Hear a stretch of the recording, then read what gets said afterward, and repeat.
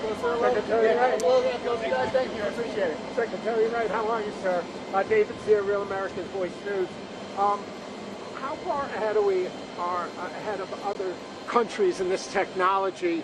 And also, how did we get here so quickly after Trump's executive orders, after years of not creating new reactors?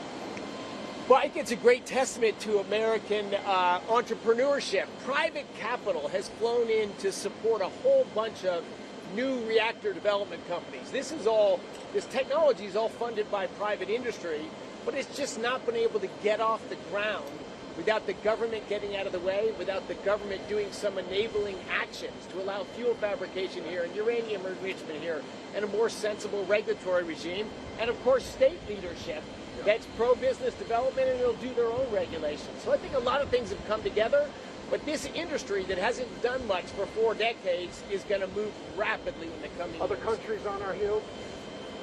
The biggest developers of nuclear reactors around the world over the last 23 years have been China and Russia. Think about that. If you're a country getting new nuclear technology recently, you got it from China or Russia. We need a dramatic pivot. So the main purveyor of nuclear technology around the world is the United States. That's what the world wants overseas. People would much rather be in partnership with the United States. We just haven't been there. Now we're there. Secretary, can you tell us who's providing the fuel, and then how will the waste be addressed? So the Department of Energy is providing the fuel for some of these early reactor deployments, including the one behind me. Waste disposal has been a problem the United States hasn't solved, but this year we are working in a program to completely change the game as far as having nuclear waste disposal sites. Instead of imposing it on one location, we have an open process going on right now to see who wants to host a nuclear innovation campus that'll do all sorts of things, from reprocessing to fuel fabrication to enrichment to nuclear reactors to permanent disposal of the waste that remains after reprocessing. And I'll tell you, Utah has great interest in that program and is certainly one of the players we're in dialogues about. And how will the fuel be transported? Sorry. The nuclear fuel be transported? For this project? Yeah, for this project. The nuclear fuel for this project is coming from the Nevada National Security Site. So this is fuel from the NNSA, and they'll be transported by them to our site in San Rafael. Secretary Wright, some experts are worried about maybe some safety concerns because the NRC is not involved in this process from the very beginning until the end. So how are you mitigating some of those safety concerns? Yeah, I think part of President Trump's regulations is to just, again, turn the focus to safety, a little bit less on bureaucracy, but the NRC is involved all along the way. We have separate regulatory authorities for nuclear safety within the Department of Energy. So these reactors will be licensed under Department of Energy activities. It's very carefully done, very thoughtfully done, and the issuance for operations will be right before the reactors go critical. The NRC will be with us all along the way, which also helps the next step for these reactors for commercial power development to sell electricity and long-term deployment. That'll be all done by the NRC. But we are working together on this stuff. But they're an independent, separate agency, but this is cooperation. Mr. Secretary, in regards to nuclear, last week the President also issued an executive order in wanting more coal to be used at military bases as a source of energy. Would that remark in terms of what he's focused on, how is that different with the way that you're focusing on nuclear energy, but at the same time also wanting to focus on coal as well? While we want all energy that's affordable, reliable, and secure, we've had a huge crisis in electricity in that we've had rising electricity prices and not rising production of electricity. Quite the opposite of what we've seen in oil and natural gas. We need to get rising electricity production, downward pressure on prices. In that storm that I mentioned in there, coal ramped up 24% the output of its production during that storm. In fact, it was second only to natural gas in electricity generation during that storm. President Trump wants to see all affordable, reliable, secure energy sources grow. Nuclear, coal, natural gas, oil, geothermal, whatever it is that can deliver affordable, reliable, secure energy. Can you just give us a little bit of an idea of the scale of what exactly, how much power will this generator that's being active through here? Just a general scale, how much it can power, what can it go through? Is it just mainly only can be used for military base, or going to be expanded to civilian efforts? So I can speak for that. So this reactor here is a 5 megawatt electric reactor. The first time we run it here in our test site in Orangeville, we're going to run it about 100 kilowatts thermal. It's going to peak to about 250 kilowatts thermal. This allows us to get a little bit of experience with the hardware and understand it well. But this reactor is built for 5 megawatts electric. That's enough to power about 5,000 homes. It's enough to power most military bases. We can cluster them together to do more. And then eventually we'll begin to power commercial applications as well, like data centers, advanced manufacturing, metal refining as well. Mr. Wright, partnership between the Department of War and the Department of Energy will enhance energy security for the civilian infrastructure? Absolutely. Department of War has been a great partner in innovation. They have also have programs and funding to drive the development of nuclear power, particularly at a smaller scale and a mobile scale. You're at a remote island or a distant base or whatever. Right now, those are all powered by diesel generators. You've got to deliver diesel continually to those locations. So Department of War is saying, hey, we got to have a base that if we can't resupply, has affordable, reliable, secure energy going there.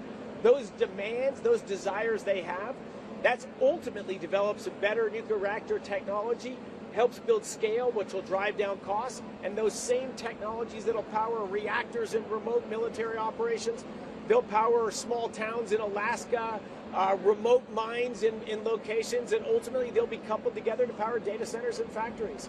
It is a partnership. Secretary Wright, you mentioned that criticality is supposed to be done by July 4th. When do you expect actually the power to be delivered? So that we'll have, we believe, multiple reactors critical by July 4th. I'm incredibly proud of that. That is Trump speed. 15 months after a declaration, we're going to have reactors running.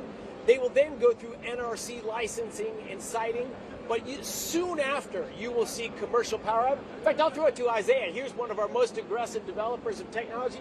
Isaiah, when are you selling power? We hope to sell some experimental power next year. So we achieved criticality last year in November in Project Nova. We built a small nuclear core, put nuclear fuel in it, and took it critical in partnership with Los Alamos National Laboratory at the NNSS. The goal for this reactor standing behind us here is not only to go critical by July 4th, but actually to make a small amount of thermal power, about 100 kilowatts, and then by the end of this year to add power conversion to that and make a small amount of electricity. So next year we would like to sell that power on an experimental basis and be fully commercial in 2028. That's currently our goal. And Secretary Wright and the administration and Governor Cox are helping us do that in a safe way, but at a pace that actually makes sense to solve the needs of the American people in front of us. Secretary Wright, there's 3 new reactors that are supposed to go first critical test by July 4th. This is a gas-cooled. What are the other 2 type technologies being used? That's a good question. There's 10 that are in the program. I don't know who the first 3 are going to be. I'm not sure that there's any other gas-cooled reactors. There's a liquid sodium reactors that are early on. There's water-cooled reactors. So all different technologies, which is also the great thing about America. We don't have the one state program. We have a lot of different reactors, and we're going to drive the pace of innovation to find the right solutions for the right applications. Yeah, one follow-up. One of the uses is maritime propulsion. But anything else, Secretary Duffey, that the military is looking at using this power for? No, I think, as I mentioned in remarks, it's critical that we not allow energy to be on the critical path for us to accelerate and rebuild the military, whether it comes to in-theater operational energy, powering our installations and bases and providing resilience to ensure and guard against any kind of crisis or extreme conditions that might impact the readiness of our force. And so I think this partnership with energy, as I think Secretary Wright said it absolutely correctly, this partnership allows us to leverage the strengths of both of our departments, make investments in advanced technology that we can all benefit from. How long do these batteries, not batteries, how long does the fuel last in these HTGRs? So this reactor will be refueled approximately every 18 months. It can take different fuel configurations depending on the enrichment level, but this is one of the massive benefits of putting a nuclear reactor down for resilient infrastructure rather than a diesel generator. Personally, I'm actually a huge fan of oil and gas, huge fan of the coal industry. They've powered our world for over 200 years, and they're an extremely important part of our society. But the benefit of nuclear is that you have a lot less logistics. When you have a forward operating base, you have to continuously drive fuel to that base or fly fuel to that base any way that you can. And a nuclear reactor has the advantage that it can run for about 18 months without having to refuel. And when you do refuel it, it's much, much smaller volumes of fuel. So that's our target here.